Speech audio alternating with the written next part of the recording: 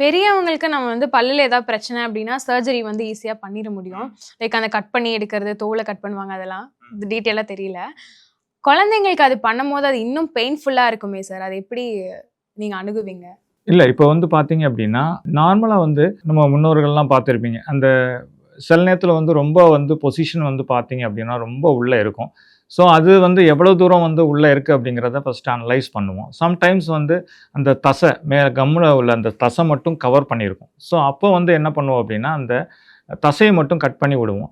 So இப்போ வந்து technology நெறைய வந்திருக்கு ஆக்சுவலி. இப்போ பார்த்தீங்க அப்டின்னா, ஒரு லேசர் டெக்னாலஜி மூலமா வந்து அந்த தசைய மட்டும் வலி இல்லாம அத வந்து அதில ஒரு அனஸ்தெடிக் ஜெல் மாரி தடவி ஈவன் வந்து ஒரு இன்ஜெக்ஷனே இல்லாம, ஒரு அனஸ்தெடிக் ஜெல் மாரி தடவி, அதில வந்து அத டிஷ்யூவ மட்டும் கட் பண்ணி ப்ளீடிங் இல்லாம டிஷ்யூ மட்டும் கட் பண்ணி, அந்த டிஷ்யூ எடுத்துட்டோம் அப்டின்னா, ஆட்டோமேட்டிக்கா அந்த பேரியர் அந்த தசை வந்து ரொம்ப கனமா இருந்தாலும் வெளில வர்றதுக்கான வாய்ப்பு ரொம்ப கம்மியா இருக்கும். ஸோ அப்ப கட் பண்ணி எடுத்த பிறகு நமக்கு அந்த பற்கள் வந்து வெளில வர்றதுக்கான வாய்ப்பு ஈஸியா இருக்கும்.